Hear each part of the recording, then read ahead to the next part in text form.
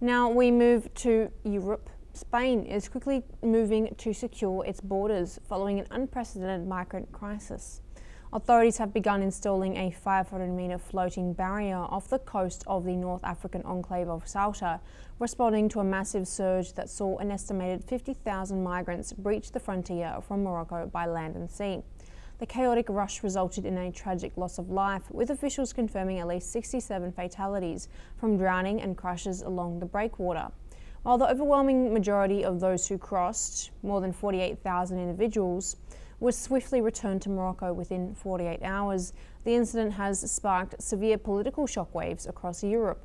22 EU nations have called for an emergency interior minister's address to meet border security tensions, while tensions are also flaring as Italy temporarily suspended its Schengen travel arrangement with Spain.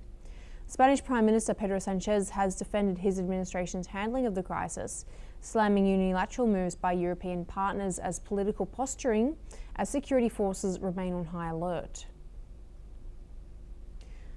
Back to you, Dr. Castaneda, thanks very much for staying with us. Now, we have seen this floating barrier installed off of the coast of the enclave of Ceuta. We have seen the majority of these 50,000 migrants from Morocco now return back to Morocco. But we have also, of course, seen at least 67 fatalities, tragic drownings from those who were trying to make that crossing as well. What does this tell us about migration dynamics inside the EU at this moment? The fact that there was this many thousands of people who were willing to risk their lives in such dangerous conditions just on the possibility that they could migrate to Spain. Yes, Ruby. Unfortunately, many people, not most people, only around 3% of the world's population lives in a country different than the one they were born in, and only a few people would actually move states if there were open borders around the world. For example, people can move states within the US, but many people choose not to do so. And while within the European Union, people could also move from one country to another, and it's a relatively small minority that do so. Nonetheless, yes, as you were saying, there are many people who are willing to risk their lives to make it to another country. That often happens when there's war or conflict, like we saw in Syria, in Ukraine, in Afghanistan, or when the consequences, the economic situations of those individuals are really bad, and they are willing to do so. That's why we have, unfortunately, hundreds of thousands of people that die in the Mediterranean Sea every year trying to make it from Africa or Turkey into Europe. So this is not something new. But what we saw in Ceuta was, everything seems to indicate, a coordinated campaign that was organized partly through social media and also facilitated and then for sure not stopped by the Moroccan government in order to send a signal to Spain in particular through the media images and the coverage that obviously the media has to do because of the alarming pictures we saw and video and the many deaths that, as you mentioned, took place, one could say unnecessarily. But this is not the normal way that people migrate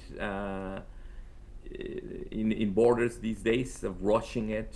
It doesn't work because we have a fortress Europe. The borders are militarized.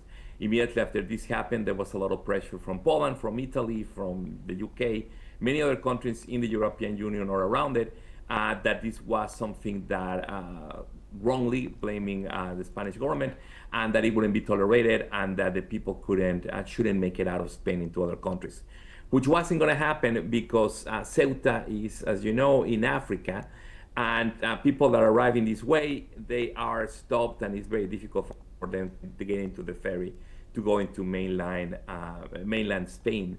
And then after that, only they could go into the open border with Portugal or with France to go to other parts of Europe. But then to get to Italy, despite what all the government officials in Italy are saying, Italy and Spain do not share a border, an immediate border, and Italy is not the destination of most immigrants that are already in Europe.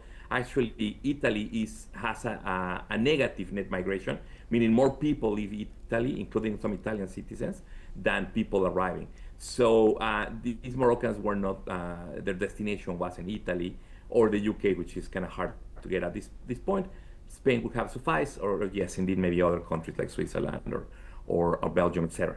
But to your answer, so what this shows is, to your question, what this shows is that indeed we have this militarization of borders, this closure of the European Union to extra continental immigrants, in this case Moroccans, and that has been shown, as you were saying, that now most of the people that crossed into Ceuta have been returned back to Morocco with the Moroccan government cooperation, and even women, families, people that were trying to ask for asylum, and young men have been returned regardless, and probably it's going to be very, very hard to get into a ferry to go into mainland Spain without showing documentation that one is a Spanish citizen or has a visa.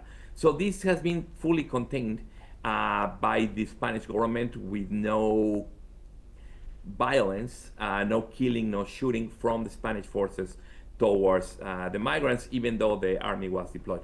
So peacefully, organizationally, the people have sent back. So the crisis that some people within Spain and Europe were trying to pose that it was an invasion or something terrible that will destroy Spain and Europe forever is not happening. That's why the declarations from Trump are also very out of control and not comparable to the reality or what supposedly could happen to the US if he wasn't reelected, which is not the case. Dr. Castaneda, always a pleasure to have you with us. Thanks very much for your time. Now, diplomatic friction is mounting